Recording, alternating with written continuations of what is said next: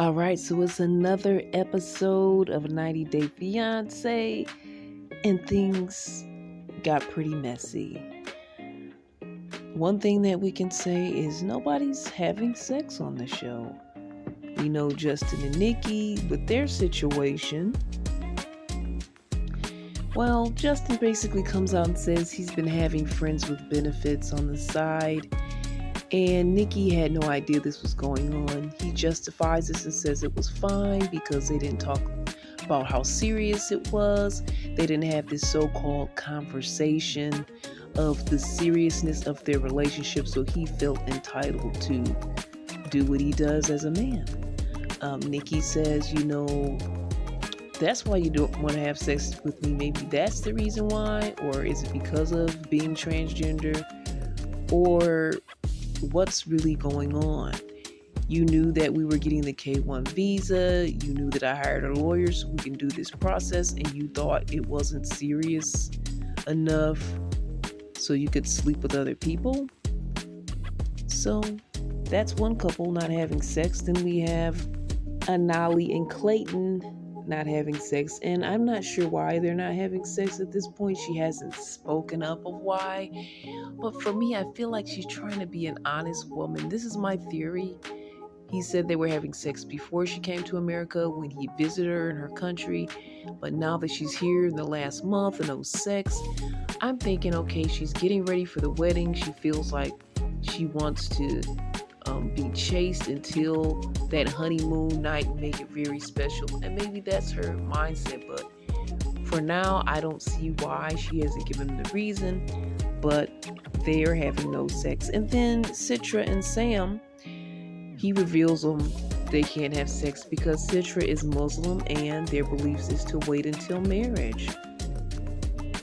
So with that belief system, again, another couple not having sex on 90 Day Fiance. But, I think when people are not having sex, it's purposeful. As you can see with Justin and Nikki, them not having sex may have revealed that he is having sex with someone else. Anali and Clayton, them not having sex may just be because she wants to wait till the wedding day, which is only a couple more months away. With Citra and Sam, of course, they're not having sex has to do with religious reasons, and so we can obviously see what that situation is. But let's get into more of 90 Day and some of the other things going on the show. So Kevin, Devin's father, confronts Nick about his piggy behavior, basically calling his daughter Piggy, and this is his pet name for her. I think she's getting stressed and a little bit insecure about the situation. She hates shopping for wedding dresses. She didn't like her arms being out in the wedding dress. I don't know if she feels insecure about herself because Nick continues to talk about how Americans are so much heavier. Kevin, Devin's father, talks to him about it. He continues to say the same rhetoric without any sensitivity. And I think Dad kind of intimidated him enough to say, I'm not going to use that language with her anymore. She allowed me to, but I won't do that anymore. But I still don't feel the sincerity, and Kevin's dad really kind of doesn't feel it either. With Citra and Sam, he has a situation where he is taking certain treatments to get off of his drug habit, but that drug treatment appears to be a drug in itself because it was not bottled and he was stopped by the police. So there's another chance for him to get arrested and be put back in prison.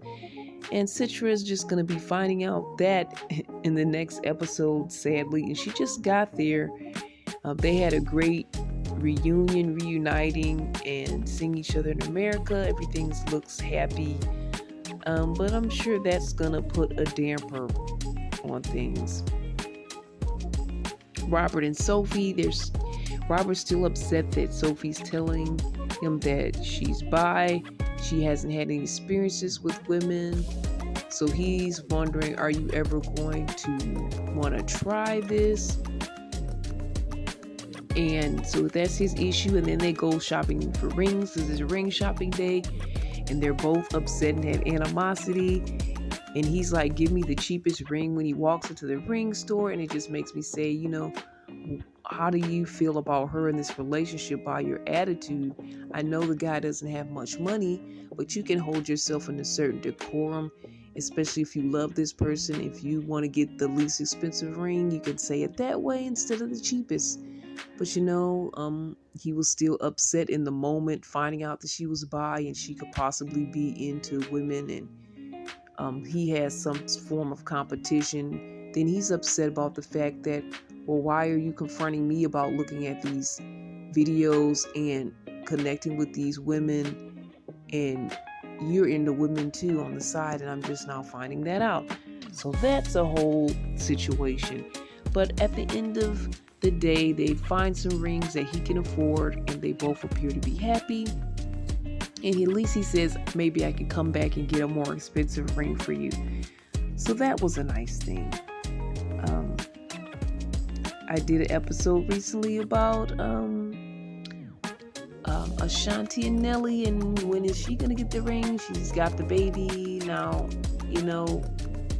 She's not fighting for the ring, so it's not up to her. It's not, up to me to say you must get this ring, Ashanti. But I'm just saying, if you want the ring, why not? I think she deserves the ring. She's giving him a second chance.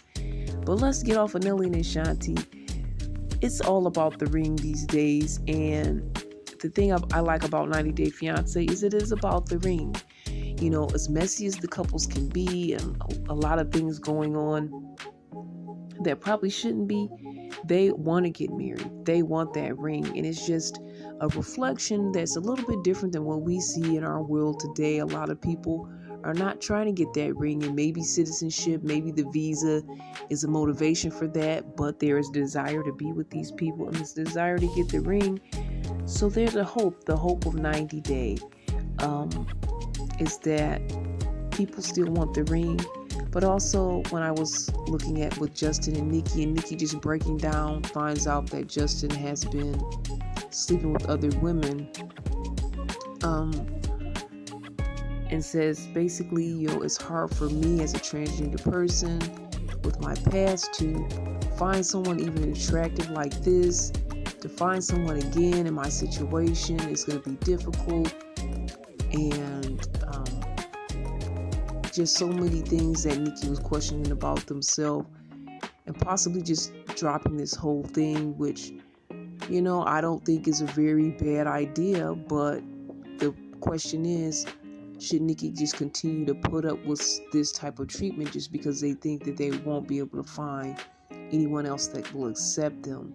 And also, I understand when Nikki was breaking down, I felt similar to when I had a breakup, and just being upset, saying, will I ever be able to find anyone else? And all of these thoughts and feelings.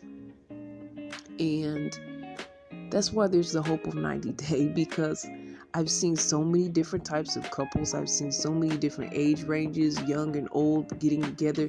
And sometimes it has been for scammy reasons, but sometimes it's been for love, and sometimes it's worked out, and sometimes it hasn't.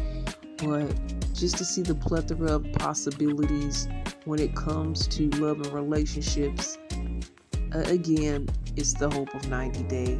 And so we see a little bit of Gina and Jasmine, and they're trying to make up after the whole issue of he didn't tell her he was going to have a bachelor party and go to a strip club. So he decides, hey, why don't we do something nice, go out of town, travel. And she said, this is it, this is my love language. And he said, yes, your love language is money and vacations. And I just thought that was funny because it probably is her love language. Part of it, I think. She does seem to really want to be intimate with Gino, so it's not like she's just looking for his money. But it makes me think about people's love languages. And yes, some people's love languages are gifts, but to what degree? And that's like a whole nother episode we can talk about. But that's the skinny. that's the quick chat. That's the quick talk about 90 Day Fiance. And one more thing I want to add with Citra and Sam is that Sam is kind of feeling pressure to become Muslim. His family's asked him, do you really know the customs? And he's like, he's not sure. And I think his brother's like, well, I think you should kind of know this before, converting, because when she comes, he's going to convert so that the family will come later and then they'll get married. So I have another question. Would you convert your belief system to be with someone? Would you love someone that much to convert? And I actually somewhat had that question myself, but I think I'm going to do another episode because I really want to focus on Justin and Nikki and Citra and Sam, because I can connect with some of the things going on with these two couples. So we might delve deeper into them in future episodes coming soon. But that's my quick take on 90 Day Fiance. It's messy, it's everywhere, but there's hope that love is still in the air and marriage is still on the table. All right, this is Irene with CBiz Media. Email me with your thoughts and questions at cbiztv@yahoo.com. That's CBIZTV@yahoo.com. Thanks, guys, for listening. And as always, God bless.